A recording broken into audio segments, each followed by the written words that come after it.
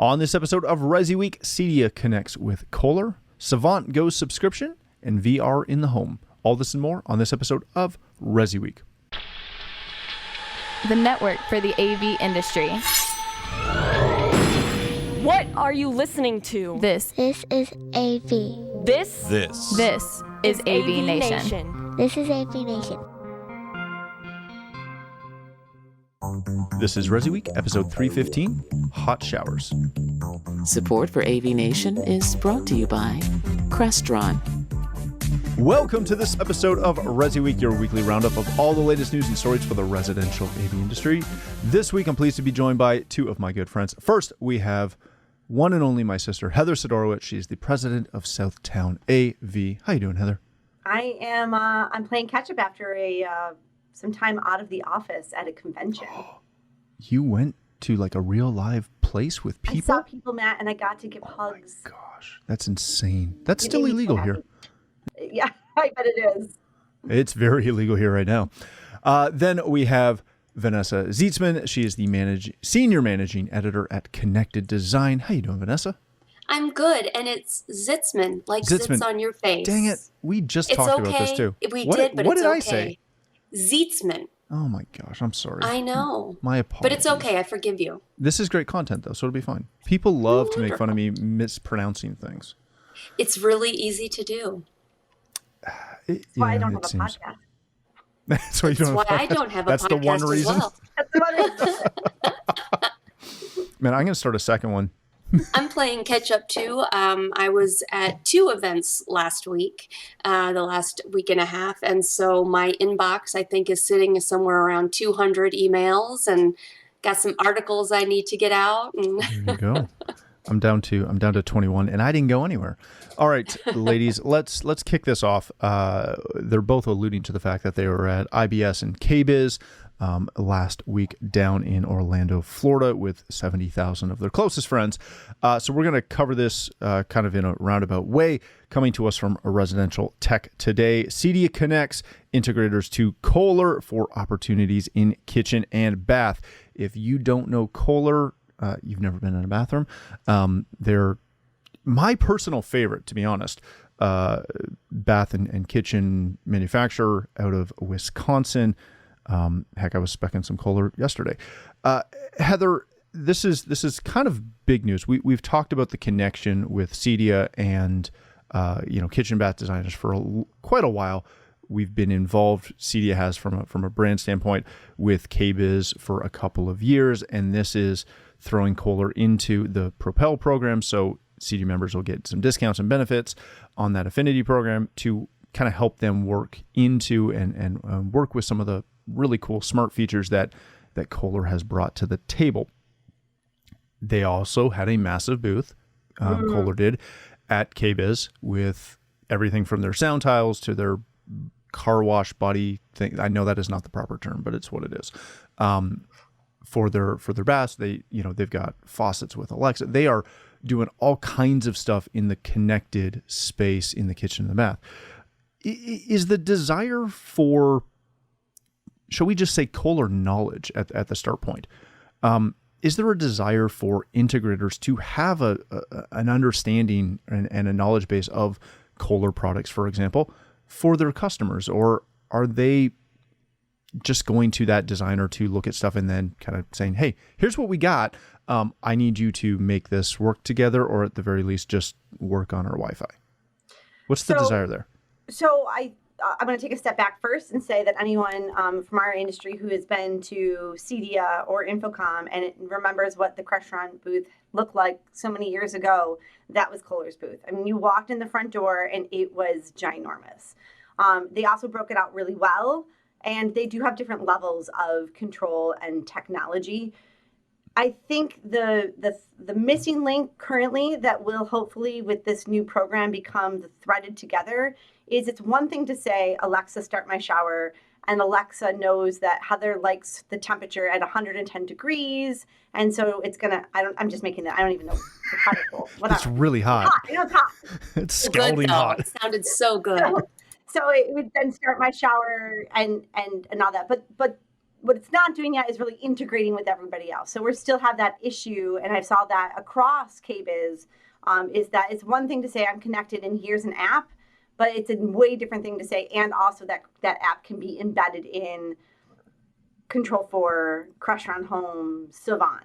So this connection, I think the biggest part of it will hopefully be these companies working better together, releasing their API, allowing that to work within somebody else's. Bathtubs that, will autofill. I love that idea. Start my bath and it knows when to stop.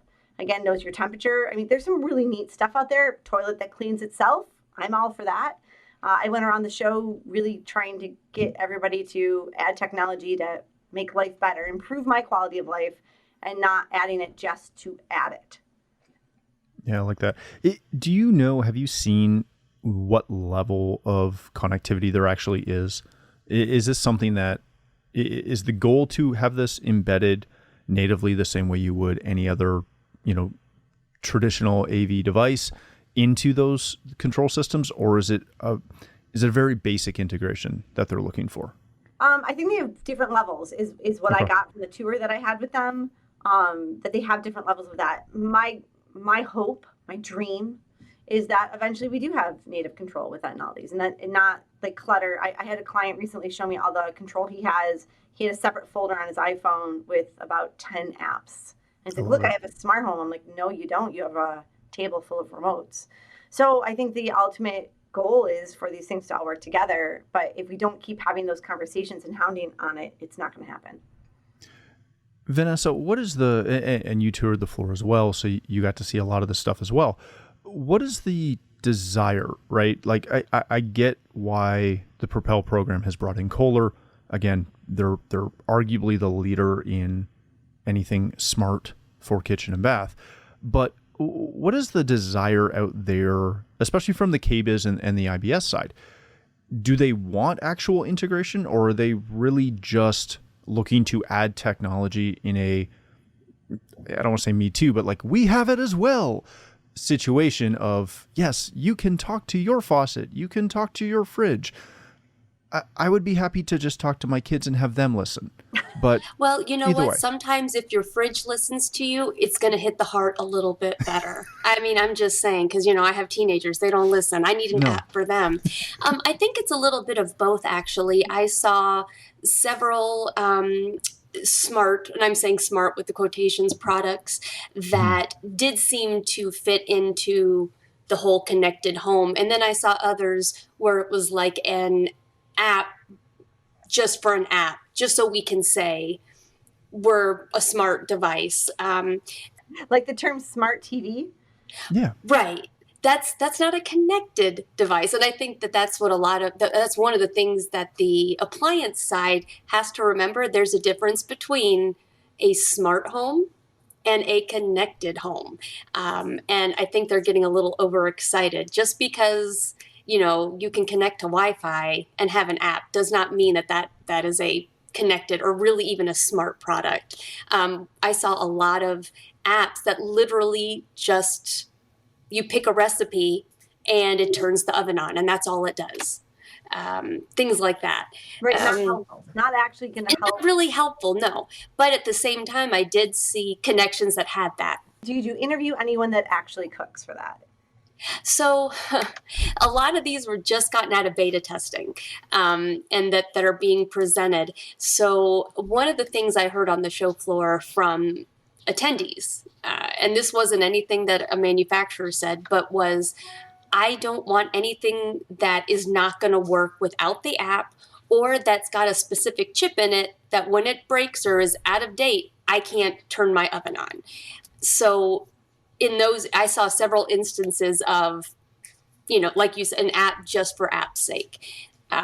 So I don't know, but I do see a connection needed between the appliance market and the technology market for several reasons. One, the appliance market is really hot right now and everybody wants to have a piece of the pie. If you're already in the home, why not?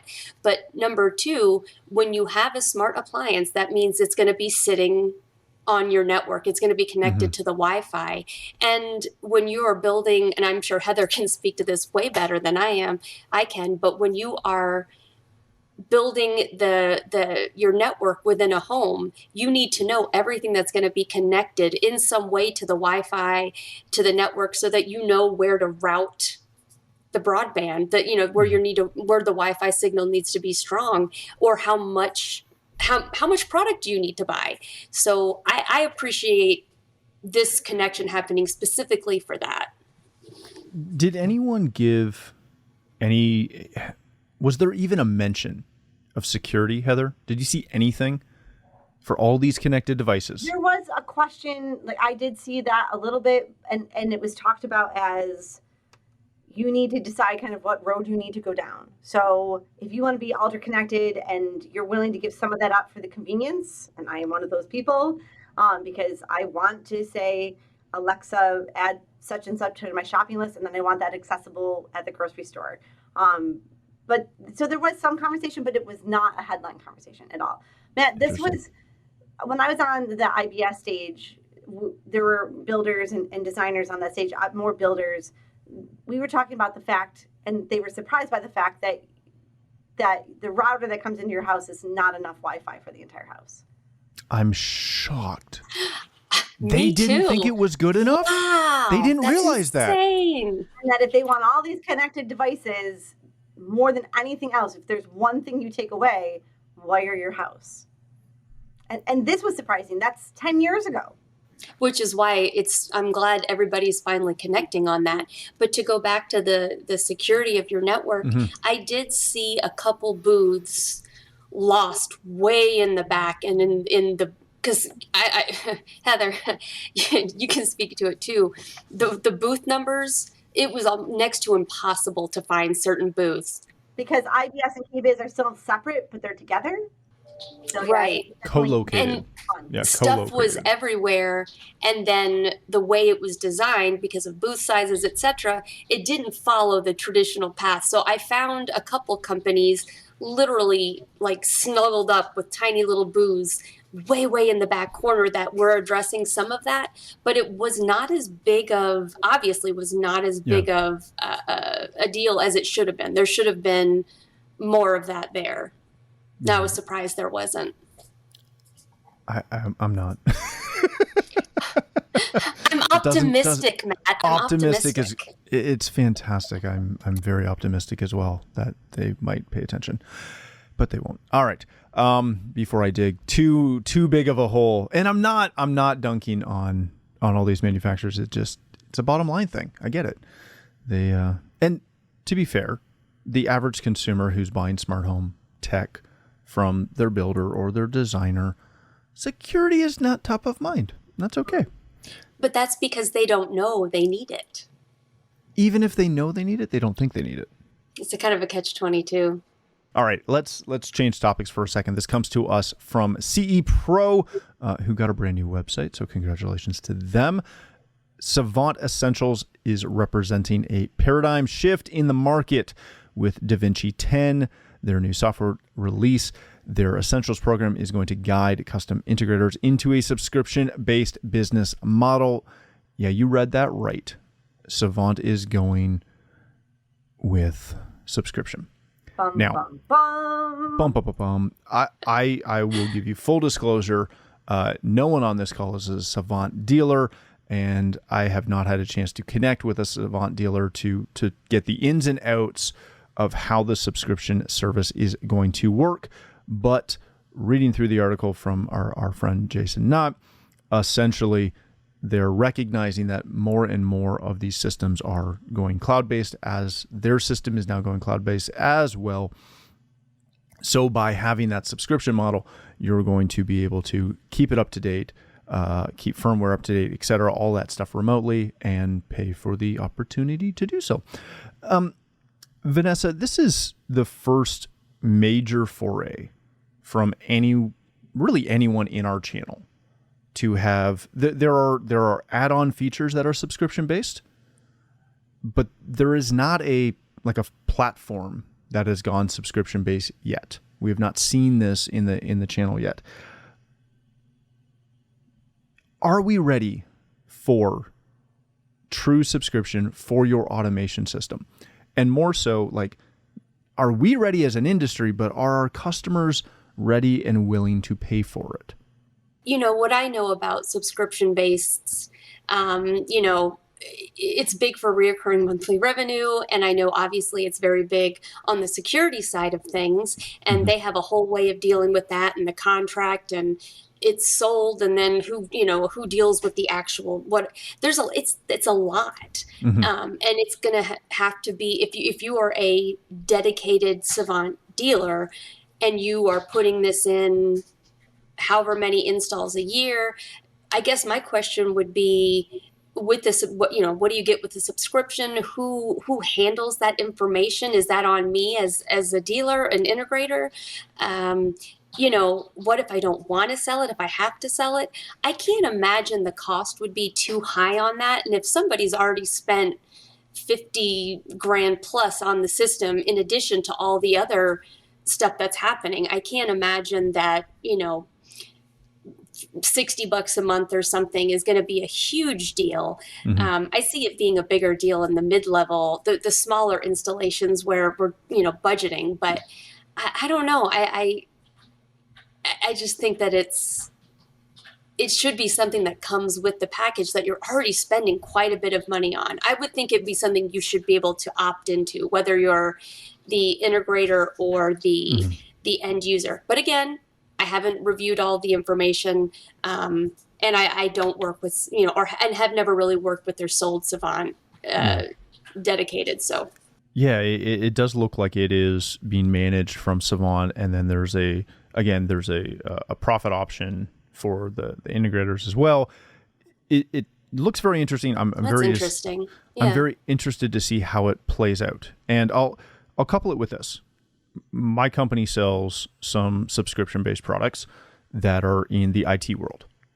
And that's an interesting sale depending who you're talking to. It really depends on the end user. Some places it works really well, some places it doesn't. Heather, we have been pitched on RMR since the day I met you. It's always a thing. It's always a thing. This is always the golden goose that everyone talks about. And again, I'm not ragging on C Pro for this, but they have been a huge promoter of RMR. They're true. A couple of the publications are really big on it, and I get it. I get why they do it. My company officially sells service plans. We sell maintenance agreements. Yeah, we have all kinds of things. I find that they sell it's much easier to sell them into a commercial space than it is into a residential space. And in a residential space where we can sell it, where we can be successful, it's usually only in that upper echelon of our clientele base. Our day-to-day customers want nothing to do with it. Heck, half of them don't want to pay for the Ring subscription. I'm not going to lie. I don't pay for my Ring subscription. Exactly. So, Heather, how do you pitch this? And again, I know you're not a Savant dealer. No, I think the way that you jump in is you have to prove, if this is going to work, you have to prove that it will work. You have to have some tangibility. If I pay a security system, it pays for itself the moment somebody breaks in and the cops come immediately. It could be something that they offer for free one way, but you get more if you subscribe, like a music service, right?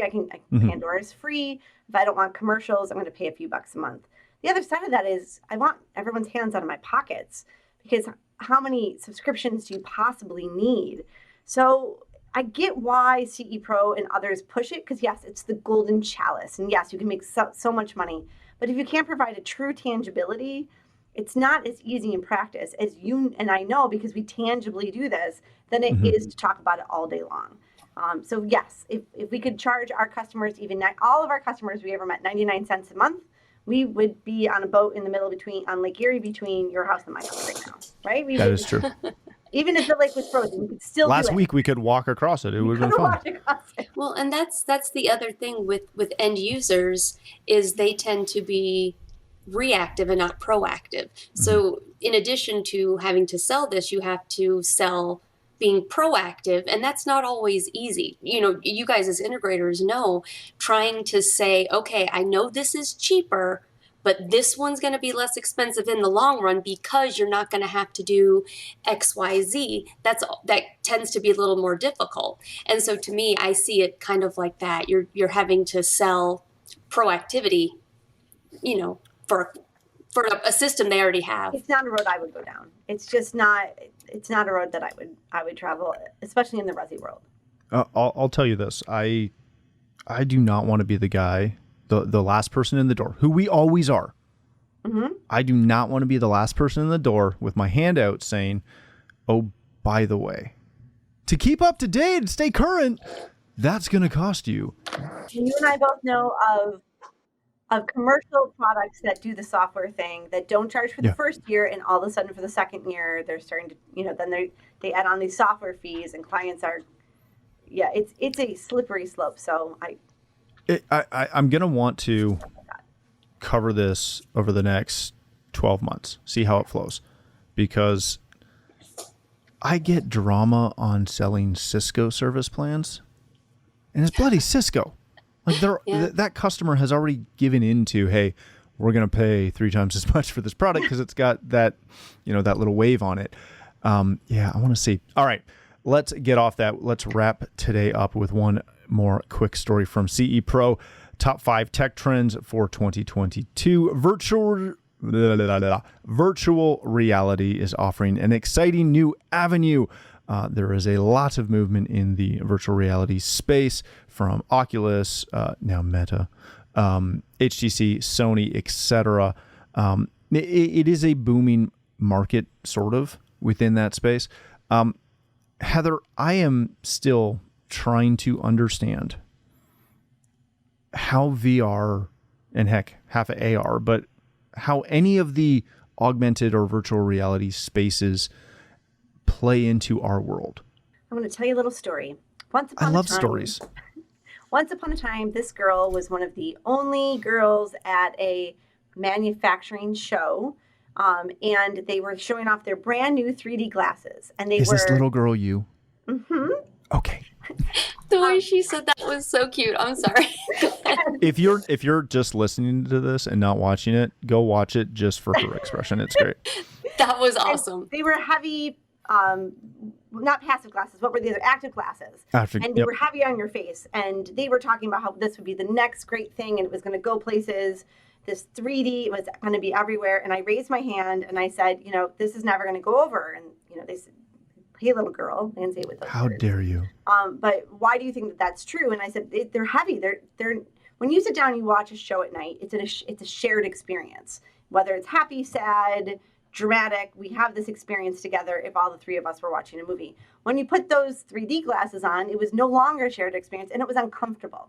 And for that same reason, my belief, my Heather crystal ball says that we are not going to sit down together and both put on our Oculus or goggles or heavy thing on our head and have that same shared experience. Now, I could be wrong because gaming is a whole different world. So in the gaming realm, it may go down that avenue. But I think in the AV world, I just don't truly see it.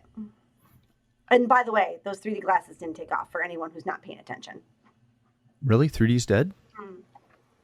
Oh, I missed it. Sorry. I knew I should have paid But attention. what about the glasses that had the camera on them Oh, they're for a still little trying. while? That seems better. Coming Seems soon. better. Totally creepy. Vanessa, is this such a out there product, right? That we're just never going to see this play into our space at all? Like, is there any market for this in our space?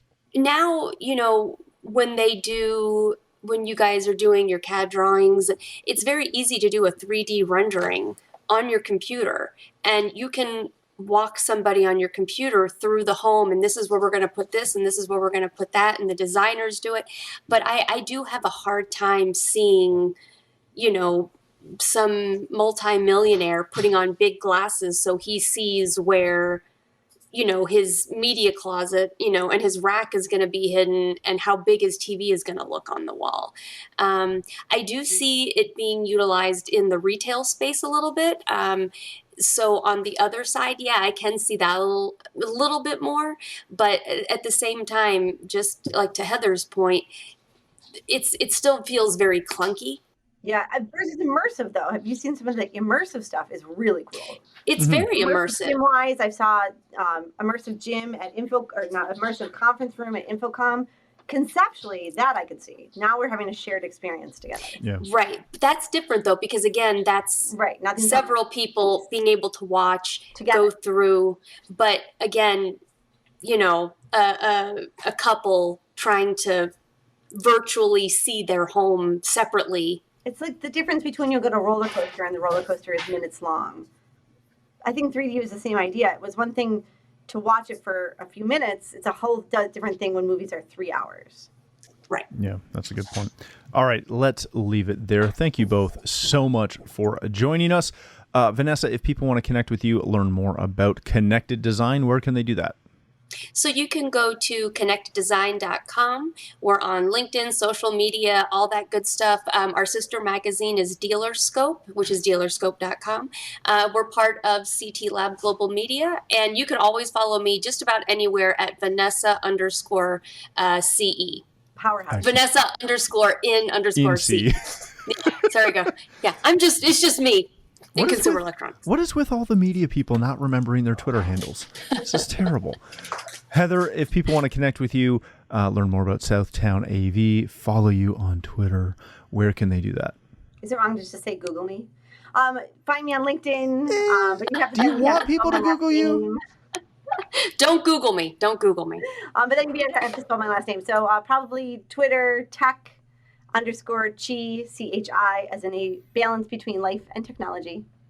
Excellent. Thank you again for joining us. If you'd like to connect with me, you can find me on Twitter at Matt D. Scott and pretty much every other social platform. But more importantly, please visit AVNation.tv, where you'll find this show as well as a wide variety of other shows with all the verticals that we cover. When you visit the website, please take a moment to check out our supporters. We are extremely thankful for their support and ask that you check them out as well. Thanks again for watching. That's all the time we have for this episode of ResiWeek.